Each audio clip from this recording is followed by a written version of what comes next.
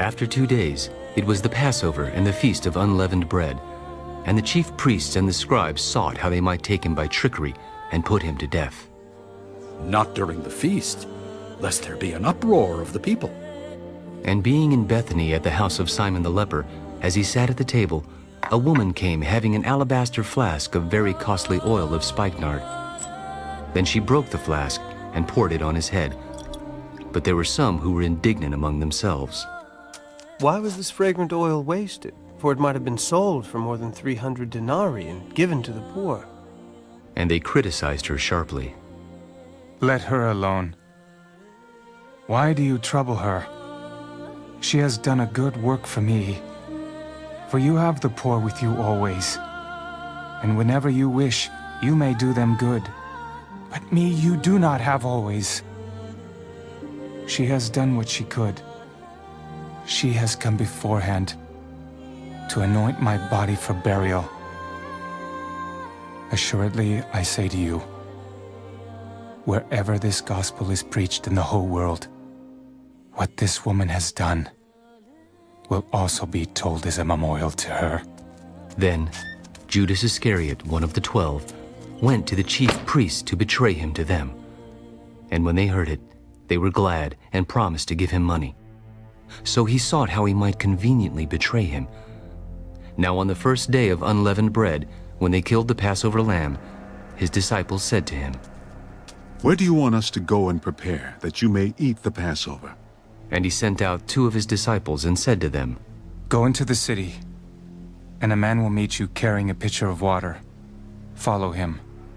Wherever he goes in, say to the master of the house, the teacher says, where is the guest room in which I may eat the Passover with my disciples?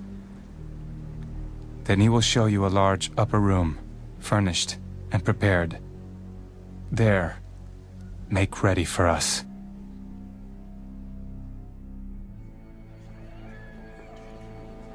So his disciples went out and came into the city and found it just as he had said to them, and they prepared the Passover. In the evening he came with the 12. Now as they sat and ate, Jesus said, Assuredly, I say to you, one of you who eats with me will betray me. And they began to be sorrowful and to say to him one by one, Is it I? Is it I? It is one of the 12 who dips with me in the dish. The Son of Man indeed goes just as it is written of him. But woe to that man by whom the Son of Man is betrayed. It would have been good for that man if he had never been born.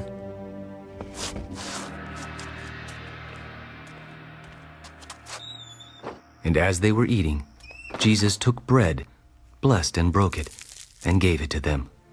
Take, eat. This is my body. Then he took the cup, and when he had given thanks, he gave it to them, and they all drank from it. This is my blood of the new covenant, which is shed for many.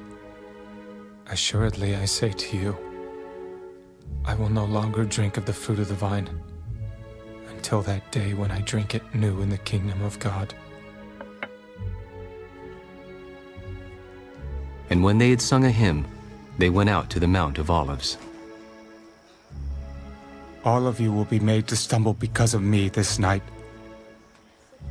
For it is written, I will strike the shepherd, and the sheep will be scattered. But after I have been raised, I will go before you to Galilee.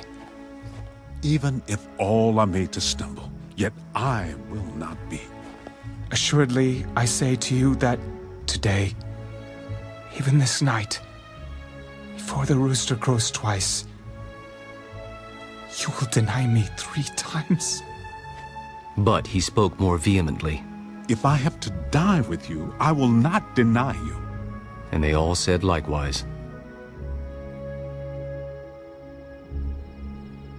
Then they came to a place which was named Gethsemane, and he said to his disciples, Sit here while I pray.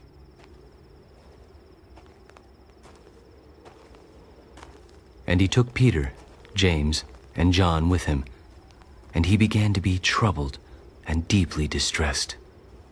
My soul is exceedingly sorrowful, even to death. Stay here and watch.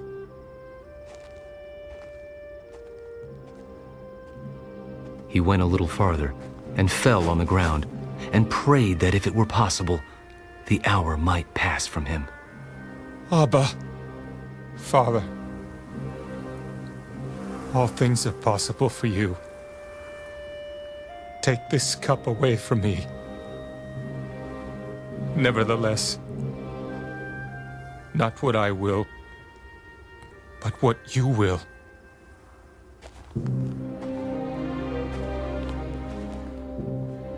Then he came and found them sleeping. Simon, are you sleeping? Could you not watch 1 hour? Watch and pray, lest you enter into temptation. The spirit indeed is willing, but the flesh is weak. Again he went away and prayed and spoke the same words. And when he returned, he found them asleep again, for their eyes were heavy, and they did not know what to answer him. Then he came the third time and said to them, Are you still sleeping and resting? It is enough. The hour has come. Behold, the Son of Man is being betrayed into the hands of sinners. Rise, let us be going. See, my betrayer is at hand. And immediately, while he was still speaking, Judas, one of the 12, with a great multitude with swords and clubs, came from the chief priests and the scribes and the elders.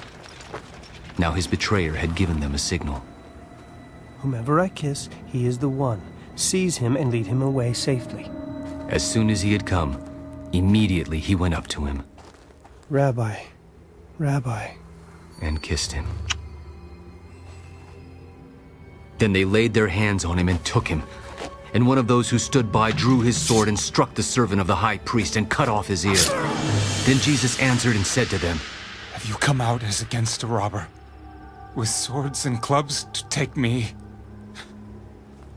I was daily with you in the temple teaching, and you did not seize me. But the scriptures must be fulfilled. Then they all forsook him and fled.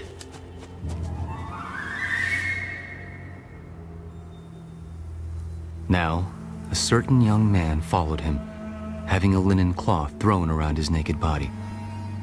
And the young men laid hold of him, and he left the linen cloth and fled from them naked. And they led Jesus away to the high priest, and with him were assembled all the chief priests, the elders, and the scribes. But Peter followed him at a distance, right into the courtyard of the high priest, and he sat with the servants and warmed himself at the fire.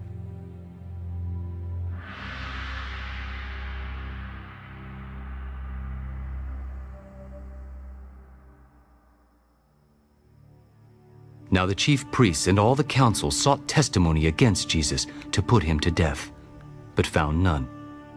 For many bore false witness against him, but their testimonies did not agree. Then some rose up and bore false witness against him. We heard him say, I will destroy this temple made with hands, and within 3 days I will build another made without hands. But not even then did their testimony agree. And the high priest stood up in the midst and asked Jesus, Do you answer nothing? What is it these men testify against you? But he kept silent and answered nothing. Again the high priest asked him, Are you the Christ, the Son of the Blessed? I am.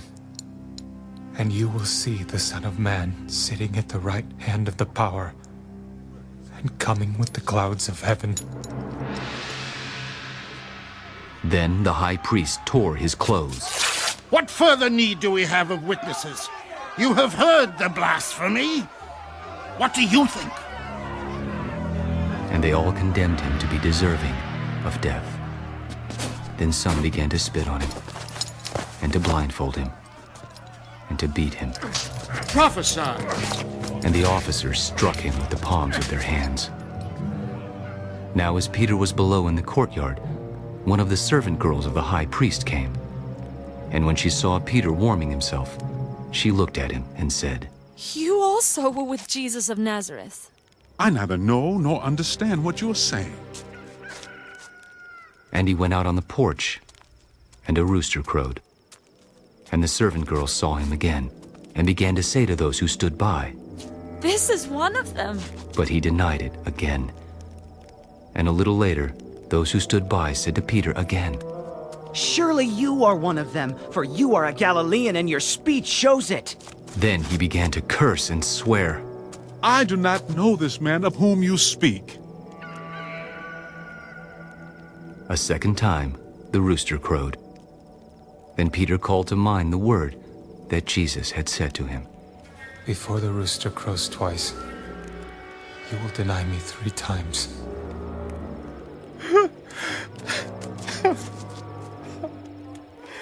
And when he thought about it, he wept.